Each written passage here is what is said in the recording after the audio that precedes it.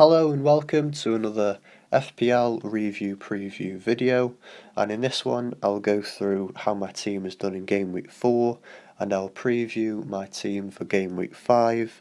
And as you can see, I got 2 points above average, so it wasn't a bad week all in all last week, but I did play my triple captain, which I was really disappointed about.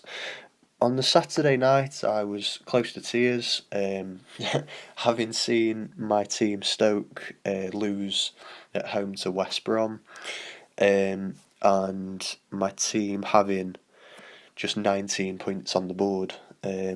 So it wasn't a great day of football for me. But luckily, with 3 players left on the Sunday, those 3 players managed to pull it back for me. I've never had such a poor week, I don't think, up until the Swansea and Man Utd game, with just 19 points from 8 players. But then my 3 players that I had remaining on the Sunday games luckily did very well, and I wasn't expecting it at all, really. Especially for both Bafferton Gomez and Luke Shaw picking up good returns in the same game. I thought it'd be one or the other that would pick up the points, but obviously with Luke Shaw setting up the goal that Juan Mata scored, that was a perfect FPL goal for me. And of course Swansea took the lead in the second half and went on to win the game, which earned Bafferton Gomez a bonus point to go with his goal. So it was a good game for me with those 3 players.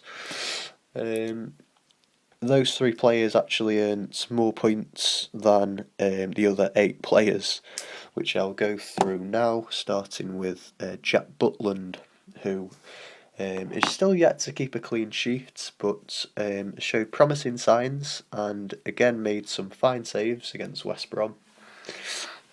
I was, as I said, one of the 24,000 disgruntled Stoke fans that saw their team go down to 9 men after just half an hour. Anyone who follows me on Twitter will be aware of my feelings on that game.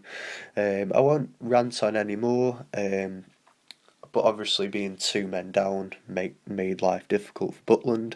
Otherwise I think he would have kept a clean sheet against West Brom. And what a story that would have been for the England under-21 goalkeeper. You know, he didn't have a bad game again, and I think he will keep clean sheets in the coming weeks. Butland had a good performance, and so did Mark Muniesa for Stoke. Rondon's goal right on the stroke of half time, out of nowhere, and it hit my team hard and prevented 2 clean sheets. Just looking at Mark Munieza's performance, just the 2 points, having played 90 minutes, but I thought he deserved bonus points for the way he got Stoke playing from the back with 9 men and defended West Brom out for the entire second half, despite having just 9 men on the field. So, I think that's a flaw of the bonus point system, because I don't think Rondon, the West Brom goal scorer, really deserved a bonus point in that game. And I thought Muniesa did.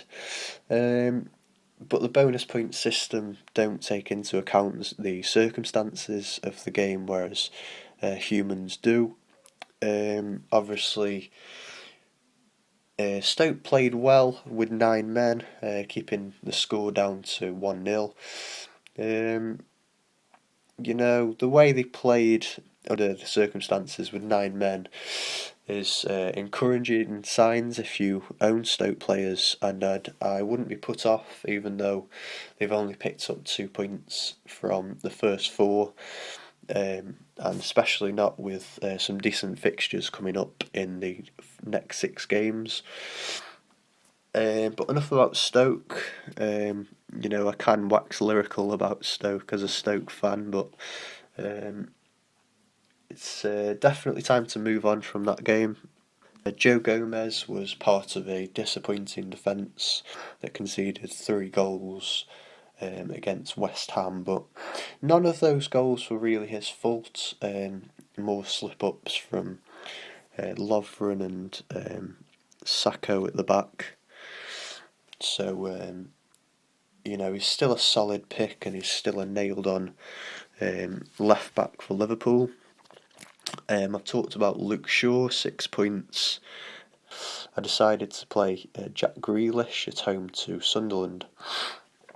But Jack Grealish was out due to an ankle injury, and luckily for me, Bafétimbi Gomis stepped in and did a job picking up 7 points. And Yaya Toure, just clean sheet point for him, and no additional points for Costa, who played 90 minutes. So 39 points, and I'm in the top 20% of all teams, having played the 4 games in August, and I look forward now to September, and hopefully my team can do even better and continue on the achievements of yet to fall below average. And I think that's the achievement that I hope to keep up throughout the season rather than to come first. So with a month played, it's time to look at my league. So this is my channel's league, and after the first month of the season, Sheldon Warlott with Gunners FC tops the league with 208 points, and Arsenal fans seem to be at the top of my league, with Sly Walcott also an Arsenal fan. I'm quite glad about a few friends of mine being low down in the league, as I sit in around about mid-table. I think I've done okay in the first 4 weeks, but it's a very competitive league. Even though I'm in the top 20%, I am only in the top 50% of this league, with 34 teams in the league, and it's still not too late to join if you want to get involved.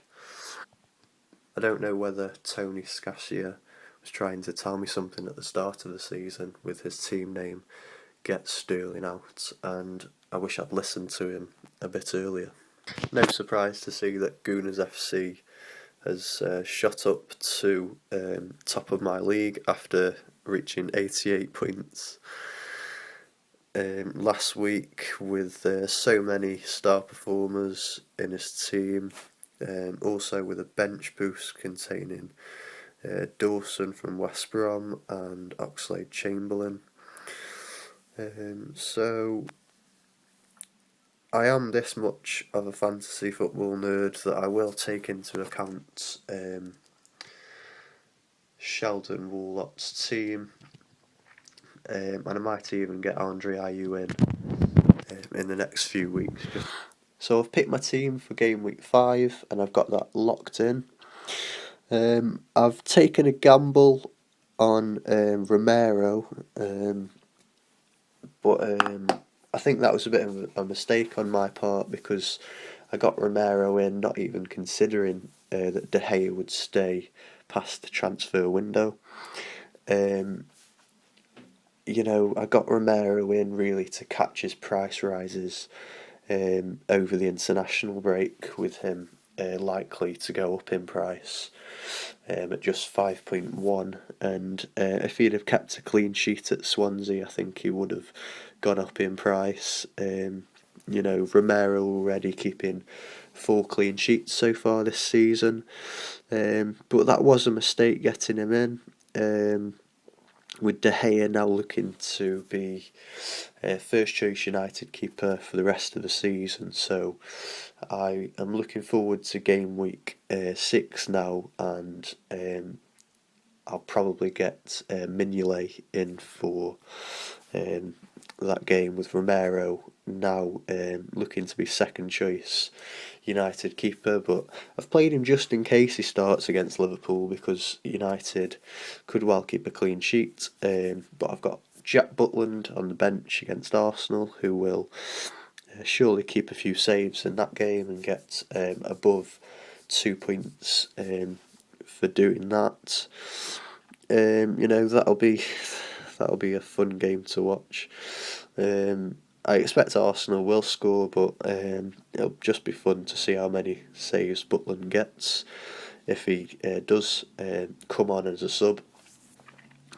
And I've got Morgan against Villa at home. I've actually got 2 Leicester players for that game, and I expect Leicester to win that game, so I've benched Micah Richards and Jack Grealish, who I think will return from injury shortly. And obviously Mark Muniesa is on my bench as well against Arsenal. So that'll be my team for game week 5.